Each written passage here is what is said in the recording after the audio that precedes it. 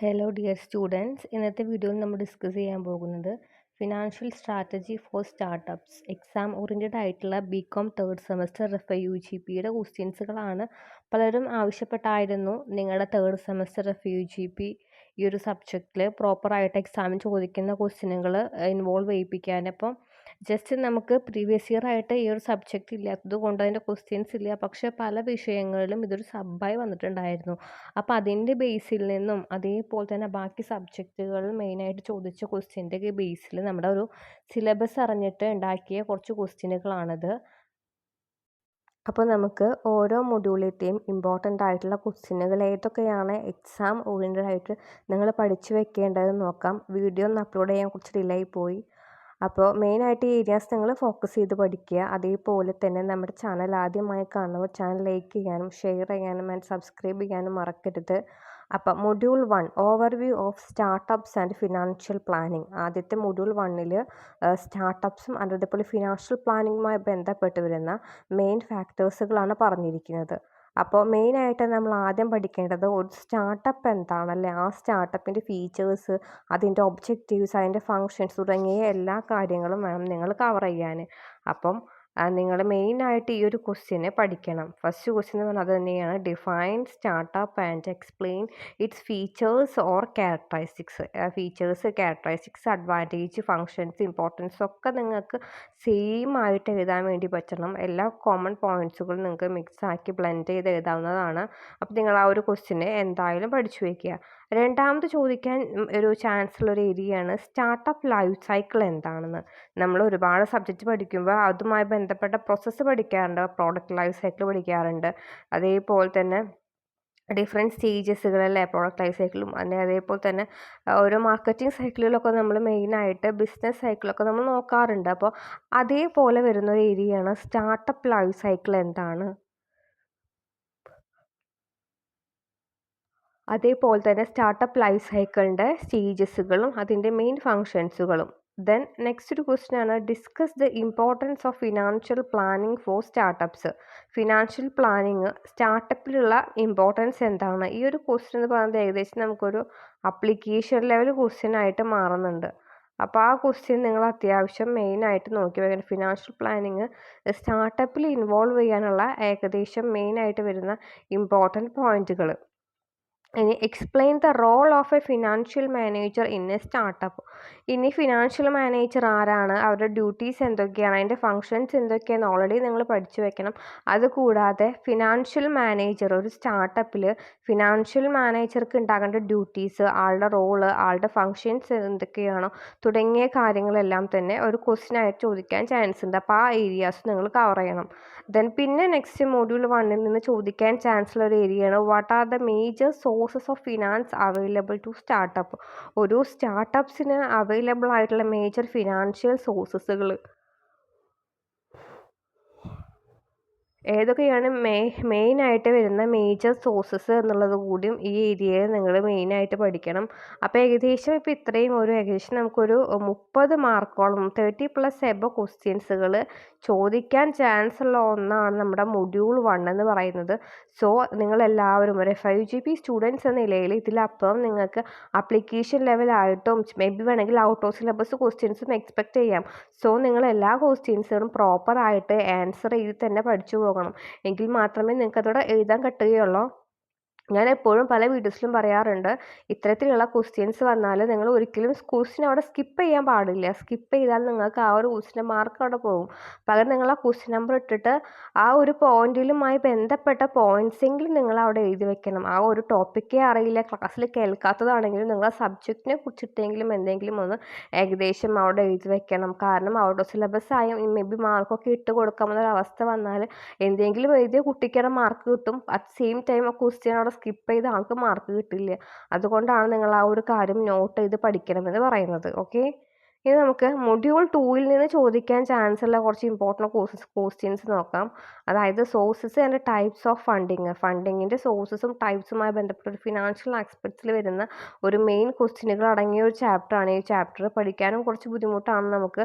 എങ്കിൽ കൂടിയും കുറച്ച് കാര്യങ്ങൾ നിങ്ങളവിടെ മനസ്സിലാക്കി എടുക്കണം. ഫസ്റ്റ് ക്വസ്റ്റ്യൻ എന്ന് പറയുന്നത് differentiate between equity financing and ഡെപ്റ്റ് ഫിനാൻസിങ്. ഇക്വിറ്റി ഫിനാൻസിങ്ങും ആൻഡ് അതേപോലെ തന്നെ ഡെപ്റ്റ് ഫിനാൻസിങ്ങും തമ്മിലുള്ള ഡിഫറൻസ് നോക്കണം.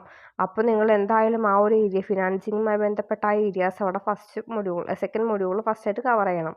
Then what are the angel investors and venture capitalist. Venture ക്യാപിറ്റലിസ്റ്റും ഏഞ്ചൽ ഇൻവെസ്റ്റേഴ്സിനെയും കുറിച്ചിട്ട് നോട്ട് ചെയ്യുക. Then explain the bootstrapping and its advantage. Okay, പലരും എപ്പോഴും തെറ്റിക്കുന്ന ഒരു ഏരിയ ആണെങ്കിൽ പലർക്കും എപ്പോഴും ഡൗട്ടുള്ള ഏരിയയാണ് ബൂസ്റ്റ് ട്രാപ്പിംഗ്. അപ്പോൾ ആ ഒരു മെത്തേഡിനെ കുറിച്ചിട്ട് അത്യാവശ്യം എക്സ്പ്ലെയിൻഡ് ആയിട്ട് പഠിക്കണം. നമ്മൾ അതുമായി ബന്ധപ്പെട്ട വീഡിയോസ് ചാനലിൽ അപ്ലോഡ് ചെയ്തിട്ടുണ്ട്, നിങ്ങൾക്ക് അതെടുത്ത് കാണാവുന്നതാണ്. ദെൻ അതിൻ്റെ അഡ്വാൻറ്റേജസും ഫീച്ചേഴ്സും മനസ്സിലാക്കി വെക്കുക. ദെൻ നെക്സ്റ്റ് ചോദിക്കുന്നൊരു ക്വസ്റ്റ്യൻ ആണ് discuss the role of crowdfunding in startup financing.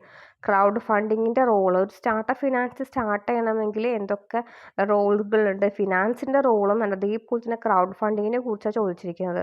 അപ്പോൾ അത്തരത്തിലുള്ള ഏരിയാസ് നന്നായി പഠിച്ചെങ്കിൽ മാത്രമേ നിങ്ങൾക്ക് ഈ ഒരു ചാപ്റ്റർ അവിടെ എഴുതാൻ വേണ്ടി പറ്റുള്ളൂ. ഇനി നെക്സ്റ്റ് ക്വസ്റ്റ്യൻ ആണ് what are the government schemes supporting startup ഫിനാൻസിന് ഇന്ത്യ. അതായത് സ്റ്റാർട്ടപ്പ് ഫിനാൻസിനെ സപ്പോർട്ട് ചെയ്യാൻ വേണ്ടിയിട്ട് ഗവൺമെൻറ് ഇനീഷ്യേറ്റീവ് എടുത്ത് വരുന്ന ക്വസ്റ്റ്യനുകൾ ഇവിടെ നോട്ട് ചെയ്യുക. ഈ ഒരു ലാസ്റ്റ് ക്വസ്റ്റ്യൻ മേ ബി നിങ്ങൾക്ക് 10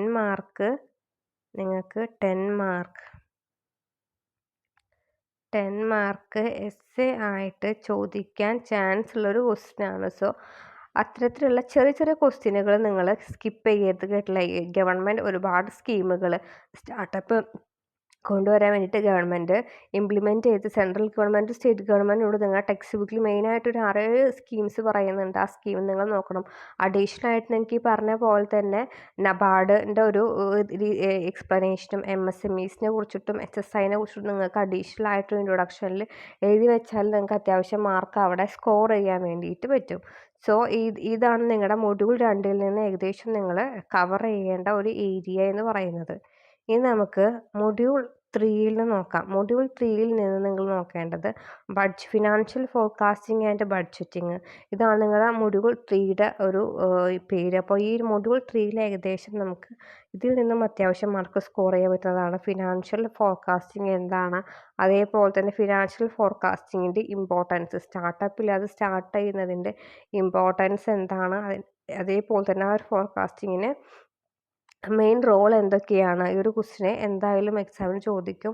then explain the different types of budget used in startup. Budget സ്റ്റാർട്ടപ്പിൽ യൂസ് ചെയ്യുമ്പോൾ അതിൻ്റെ വരുന്ന മെയിൻ ടൈപ്സുകൾ,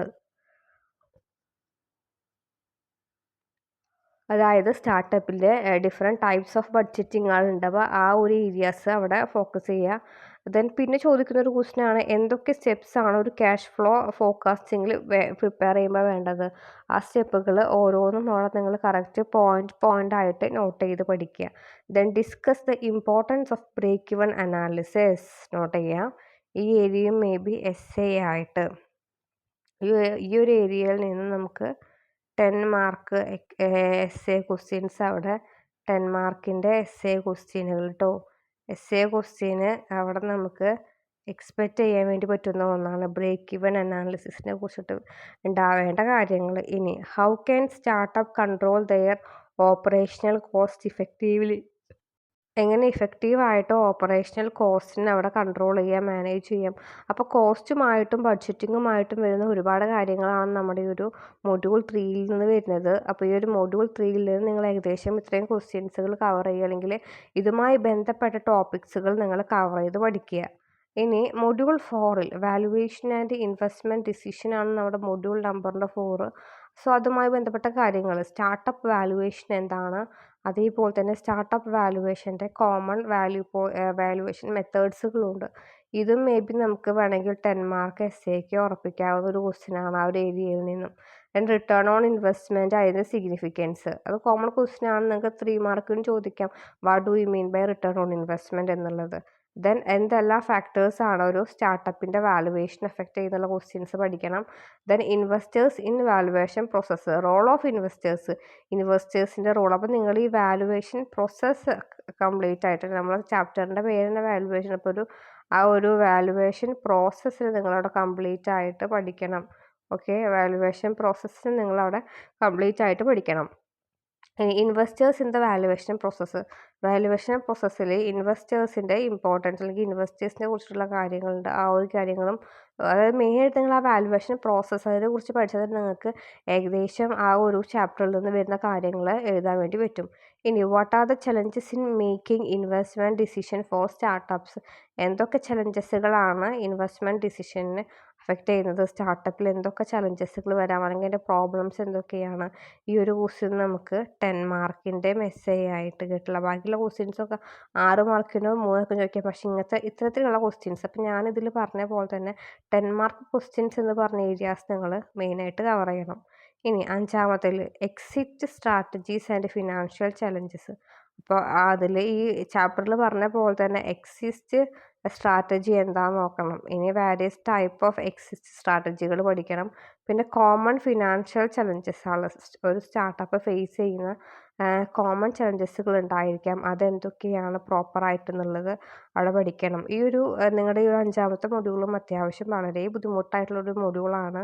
സോ കാര്യങ്ങൾ പ്രോപ്പറായിട്ട് നിങ്ങൾ നോക്കി പഠിച്ചു പോയെങ്കിൽ നിങ്ങൾക്ക് അവിടെ എഴുതാനും നല്ല മാർക്ക് സ്കോർ ചെയ്യാൻ വേണ്ടി പറ്റുള്ളൂ. അപ്പോൾ കുറച്ചും കൂടിയും ഡിഫിക്കൽട്ടി ലെവൽ കൂടിയൊരു ചാപ്റ്ററാണ് ഈ ഒരു ചാപ്റ്റർ എന്ന് പറയുന്നത്. ഇനി explain how startup can ensure financial sustainability എങ്ങനെയാണ് ഒരു സ്റ്റാർട്ടപ്പ് എൻഷുർ ചെയ്യുക, ആ കാര്യങ്ങൾ പഠിക്കണം. ഇനി suggest measures to overcome liquidity problems in സ്റ്റാർട്ടപ്പിൻ്റെ ലിക്വിഡിറ്റി പ്രോബ്ലംസ് ഒഴിവാക്കാൻ വേണ്ടിയിട്ട് വരുന്ന ഇമ്പോർട്ടൻറ്റ് മെഷേഴ്സ് എന്തൊക്കെയാണോ ആ ഒരു മെഷേഴ്സ് അവിടെ നിങ്ങൾ പഠിക്കുക. അപ്പോൾ ഏകദേശം നമ്മൾ പല മൊഡ്യൂളിൽ നിന്ന് മൊഡ്യൂൾ 5, 4, 3, 2 and 1 ഇത്തരത്തിലുള്ള മൊഡ്യൂളിൽ നിന്ന് ചോദിക്കുന്ന ഒരുപാട് ക്വസ്റ്റ്യനുകൾ ഞാനിവിടെ ഈ ഒരു വീഡിയോയിൽ എക്സ്പ്ലെയിൻ ചെയ്ത് പറഞ്ഞിട്ടുണ്ടായിരുന്നു. അപ്പോൾ ഈ ഒരു ക്വസ്റ്റ്യൻസുകളെല്ലാം നിങ്ങൾ അഡീഷണൽ ആയിട്ട് നോക്കി പഠിക്കണം കേട്ടില്ലേ.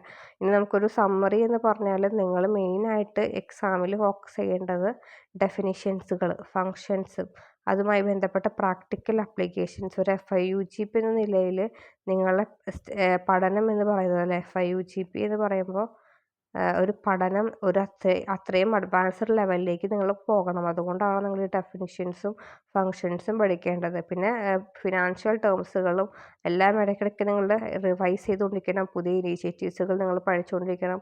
പിന്നെ വാലുവേഷൻ, ഫണ്ടിങ്, ബഡ്ജറ്റിങ് അതുമായിട്ട് ബന്ധപ്പെട്ട കാര്യങ്ങൾ പഠിക്കണം. ഒരിക്കലും ഒഴിവാക്കാൻ പാടില്ല വാലുവേഷനും ഫണ്ടിങ്ങും ബഡ്ജറ്റിങ്ങും. പിന്നെ ഒരുപാട് ക്വസ്റ്റ്യൻ പേപ്പേഴ്സ് ഈ സിമിലർ പാറ്റേണുള്ളത് നിങ്ങൾ ട്രൈ ചെയ്ത് പഠിക്കുകയാണെങ്കിൽ നിങ്ങൾക്ക് എന്തായാലും ഒരു 20 to 23 മാർക്ക് അവിടെ സ്കോർ ചെയ്യാൻ വേണ്ടി പറ്റും. ഈ ഒരു ക്വസ്റ്റ്യൻ മൊത്തം പഠിച്ചാൽ ഏകദേശം നിങ്ങൾ കംപ്ലീറ്റ് ആയി നിങ്ങൾക്ക് ഒരു 50+ മാർക്ക് കിട്ടും.